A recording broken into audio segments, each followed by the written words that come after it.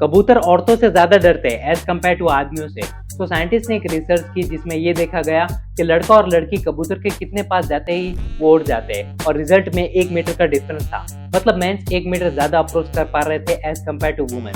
ये experiment Europe के 5 अलग अलग देशों में किया गया कबूतर की स्टैटिस अलग अलग प्रजातियों के साथ, और उनका बिहेवियर 2581 बार ऑब्जर्व किया गया था। इवन इस स्टडी को और सही साबित करने के लिए दोनों की हाइट सेम रखी गई और दोनों को सेम कपड़े पहनाए गए, लेकिन फिर भी रिजल्ट सेम थे। यानी चाहे हाइट और कपड़े एक जैसे हो, फिर भी बर्ड्स औरतों के पास जाने पर मर्दों के मुकाबले ज्यादा जल्दी डर कर उड़ जाते हैं। भाई ये क्या अजीब सी बात है। बाकी आज ये तो पता चल गया सिर्फ आदमी ही नहीं, जानवर भी औरतों से डरता है।